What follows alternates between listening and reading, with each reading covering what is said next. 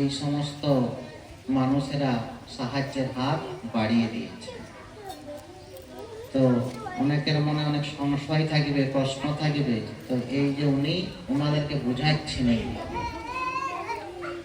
তো আমাদেরও বিচার করতে হবে যে এই সুন্দর মনুষ্য জীবন পাওয়ার পর যদি এই মুখ দিয়ে আমরা হরি কথা না বলি,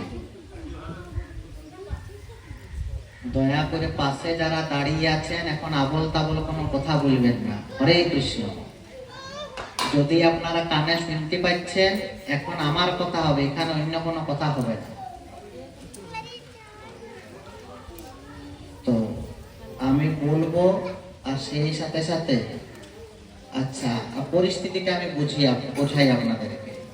সিধা মায়াপুরে আপনারা গিয়েছেন অনেকে। তো আমরা গ্রামের মধ্যে বড় হয়েছি, তখনকার স্কুলে আমরা অতটা ইংলিশ অতটা আয়ত্ত করতে পারিনি। তো মায়াপুর, সিধা মায়াপুর হচ্ছে ইন্টারন্যাশনাল সোসাইটি, অর্থাৎ দেশ বিদেশের মানুষেরা সেখানে হরিভজন করেন। তো যারা ইংলিশে কথা বলতে পারেন না বা বুঝতে পারেন না, তাদের সামনে যদি ইংলিশে লেকচার দেওয়া হয় কেমন মনে হবে? কিছু বুঝতেও পারবে না, বেকার বসে আছে। তো ভগবান সেই রকম কিছু মানুষকে এই সংসারে পাঠিয়েছেন যারা কথা বলার শক্তি রাখেন। তো আমাদের উচিত কি তাদেরকে সহায়তা করা, সাহায্য করা। গুরু মহারাজও এখন অসুস্থতার কারণে পরিষ্কার ভাবে মুখ দিয়ে কথা বলতে পারেন না। তো গুরু মহারাজের কথাকে আমরা যাতে আয়ত্ত করতে পারি, সেই জন্য গুরু মহারাজের কিছু সেবক আছে।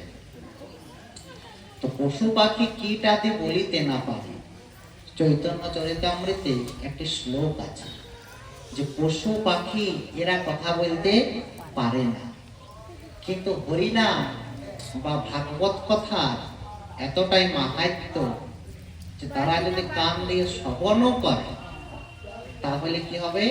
উদ্ধার হয়ে যাবে। হ্যাঁ, তো এই সমস্ত যারা মানুষ আছে এরা বলতে পারে না, শুনতে পারে না, শুধু কি করে ভাবনা তারা বুঝিয়ে দিতে পারে। তো এরা যদি শ্রবণও করে তাহলে ভগবানের কৃপা লাভ হবে। তো ওই জন্য জীবের স্বরূপ হয় কৃষ্ণের নিত্য দাস। জীবের কাজ কি? কৃষ্ণের নিত্য দাস, সার্ভেন্ট। তো সেই সাথে সাথে ভগবানের দাস, কিন্তু যত ভগবানের সৃষ্টিতে জীব আছে তাদেরকে আমাদেরকে সহায়তা করা, করুণা প্রদর্শন করা।